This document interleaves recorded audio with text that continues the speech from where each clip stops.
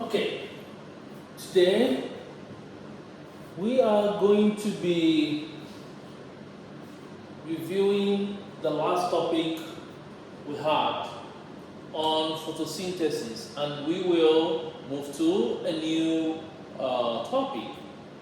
Now, but before we start, I would like us to look at the board. Here, what do you see? Tell me. Okay, it says boat, good. Airplane, good.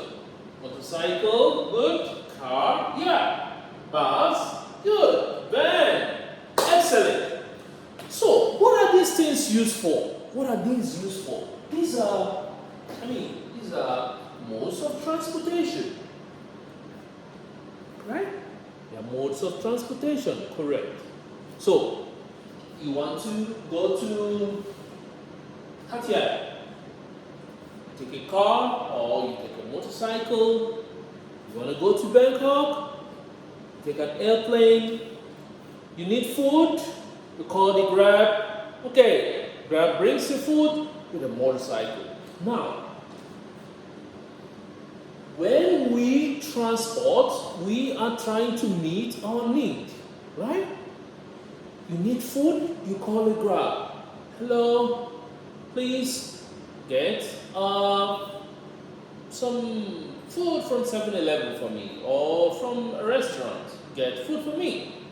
And then Grab brings the food for you, right? Now, interesting. How about the plants? What does the plant need? When we look on the board, remember last time we did our topic on photosynthesis. What did we talk? We said during photosynthesis, plants make their food from sunlight, right? And the food is made in the leaves. The food is made in the leaves at this place. This is where the food is made. Good. Now, think about this. How does the food go from the leaves to other parts of the plant? Think about this first. Now, the second one. We also know that water is absorbed through the roots of the plant, through the roots. Now, how does the water travel from the root all the way to the leaves and other parts of the plant? This is what we are going to talk about today. So, in today's topic, we are going to be looking at how water travels from the roots to other parts of the plant, and carbon dioxide is moved from the leaves, right, to the other parts of the plant. Okay? So, and oxygen is, exchanged. Now, this is what we're going to talk about today. Again, remember during photosynthesis, we know that sugar is produced, right, at the leaves. So, the carbon dioxide and water and light energy produces glucose, sugar, okay? And oxygen releases oxygen and absorbs carbon dioxide, okay? Now, let's look at transport. Just like you transport to 7-Eleven, or go to Hatia, go to Bangkok, go to anywhere using any means of transport, whether you're using train or car or airplane. Plants have a way of transporting Just look at this. Look at this plant. We have a simple plant here. And the root is here. How would the water move from the roots to the leaves? That is what we are going to know. Now, plants have a special way of transporting materials. Also, remember, nutrients such as minerals are minerals that the plant needs, right? Nitrogen, they absorb it from the roots. Okay?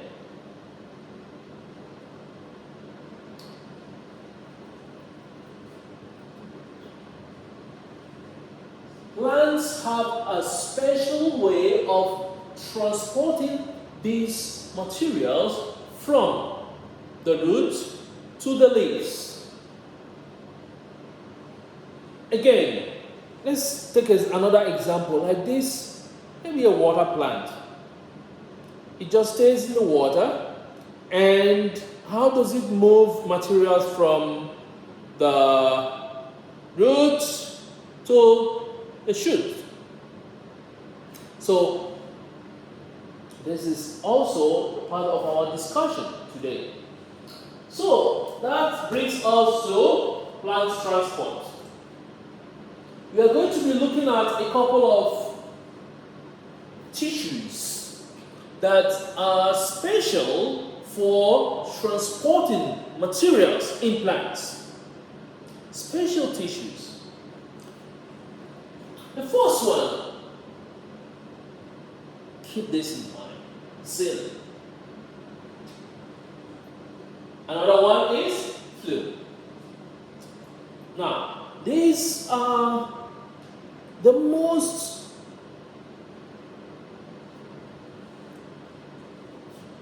prominent, or the words you will hear when you talk about transport in plant. These are very important tissues when we talk about transport. Xylem and phloem. Now, so in the lab, we are going to be looking at the structure of the xylem and phloem. Okay? So after this class, we will go to the lab and we will talk about the structure of the xylem and phloem. Right. So, what are these tissues? Xylem and phloem.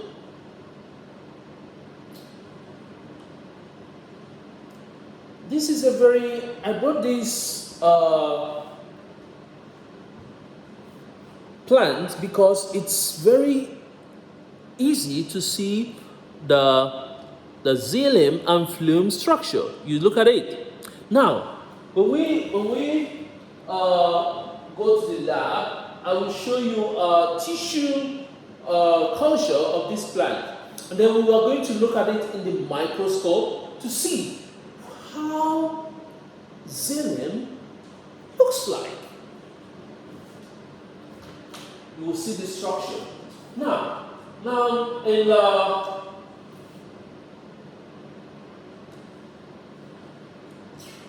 to understand transport, we are going to start with the definition. What are xylem? Xylem and phloem are transport tissues in plants. Okay, they are tissues. Remember I said that.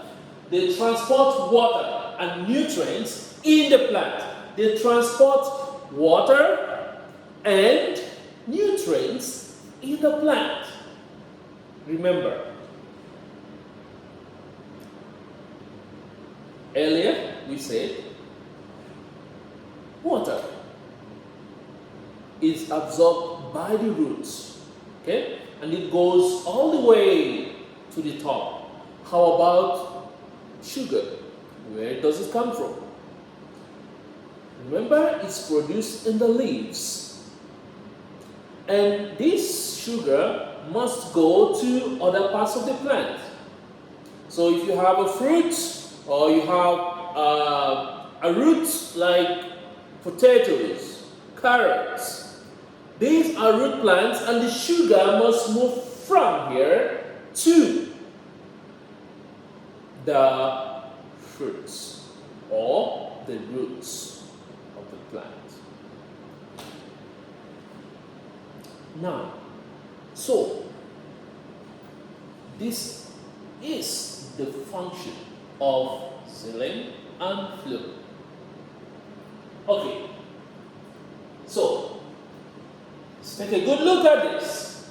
So, water and minerals flow from the bottom, from the roots, okay, to the plant, to the top of the plant, okay, to the leaves, okay. Now, at the leaves, what happens? The water is evaporated through a means called transpiration. Now, this is called transpiration pull. Now, this is a pressure, a force that pulls water from the plant through the leaves. Now, when the water leaves, it puts a pressure that brings more water out. So, and the structure of the xylem makes it easy for these materials to move. Again,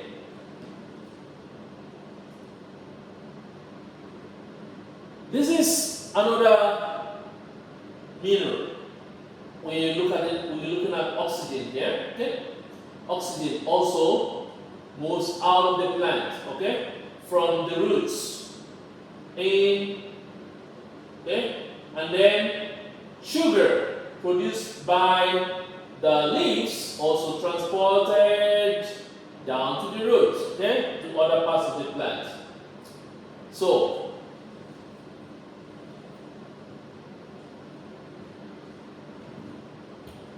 we will probably see this better under the microscope in the lab, okay?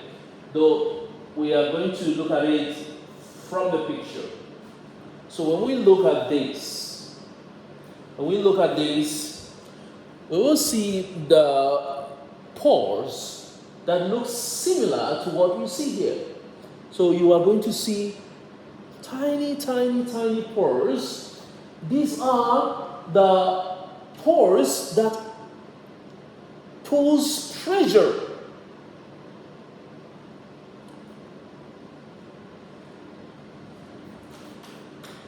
Allowing water to move against gravity.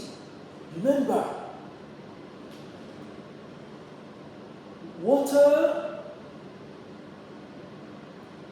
is subject to the law of gravity.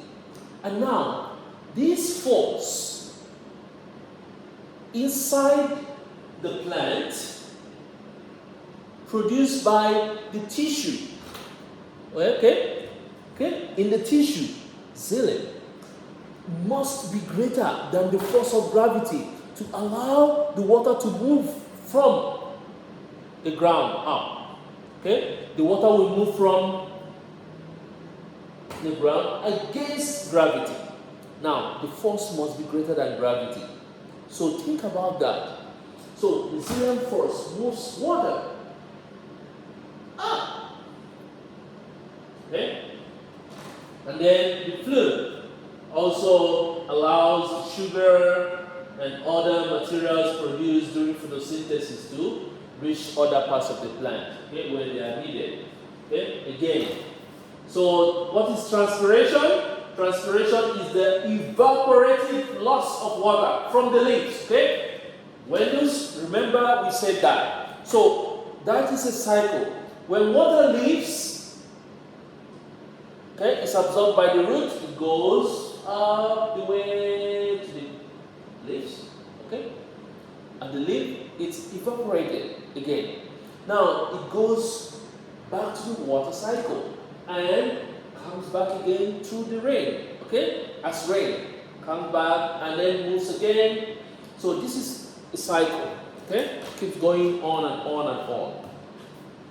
Now, okay? So again, during transport, okay, what we see is that sugar is loaded into the phloem, okay? And then water from the xylem flows into the phloem, okay? Now this from xylem, okay? It flows into the phloem, and this is also the process of osmosis, where water, which is low in sugar concentration, flows to an area where there is high sugar concentration, which is phloem. Okay? The phloem, remember, the sugar produced by the leaves is carried by the phloem. Okay? Means water. Now, what happens? Unload sugar at the sink. Okay? They unload sugar at the sink. Okay? Sink cell. Okay? They unload sugar. So basically, when you look at this plant, you look at the bark of the plant, you see the bark of the plant are dead cells, and these dead cells are comprised of sugar molecules. Okay? Sugar molecules that were dead. Okay? So they keep forming the strong trunk, protecting the plant. Okay? They protect the plant, give the plant shape. So as the sugar molecule dies, it produces a strong structure, and the tree keeps getting stronger and stronger and bigger. So that's Bible. So water from the phloem flows back. See that? Water from the phloem. So water from the phloem flows back, right? Water from the phloem flows back into the xylem. Okay? Now, and then water is recycled again, creating a constant cycle. You see that? So bulk flow, water moves, and then again, water is moved across, enters into the xylem, into the phloem, and flows back again, goes back again. So this water increases the rate of transport. So remember, sugar has a high concentration. Now, when water is mixed, it allows the sugar to diffuse to other parts of the plant. So we call that the sugar sink storage. Okay? So sometimes it's the roots of the plant, or sometimes it's the fruits. Okay? These are where the sugars are stored. Okay. Functions of xylem and phloem. Okay, what are the functions? Number one, it transports water and dissolved minerals from the roots to the rest of the plant. That's the first one. It transports water and dissolved minerals from the roots, okay, to the rest of the plant. Now, helps maintain sugar pressure. Remember, I just said it earlier. This helps to maintain turgor. Turgor means this structure, this. It means the plant gets stronger and stronger and stronger and stronger, right? This is it helps the plant to maintain a turgor pressure. So it helps the plant to maintain a strong shape and resist stress. Okay? So provides water for photosynthesis and also maintains mechanical support. Okay, mechanical support. Remember that. Provides mechanical support. Provides mechanical support. Okay, good. And stores water, starch, and fats. Okay, good. Now the fluid. What does it do? What does the fluid do? Transport sugar, amino acid, hormones, and other organic compounds produced by photosynthesis, right? From the leaves to stems, roots, fruits. Remember that. So, from the leaves to the stems, to the fruits, to the roots. Now, that is phloem. Xylem, from the roots to the leaves.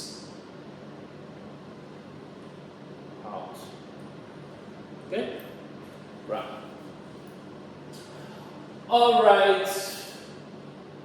Involved in signaling processes within the plant, such as responding to stress or coordinating growth and development. Now, this is also the function of the fluid. Okay? Now, also, the fluid maintains nutrient balance between sources, okay, and sinks. Okay, sources are where nutrients are produced or are stored. So this is from the leaves, and then sinks where the nutrients are needed for growth or storage. Okay, to the fruits, okay, to the roots. So that is the function of the xylem and phloem. So, our next class we will go to the lab and then we will discuss the xylem and phloem in details.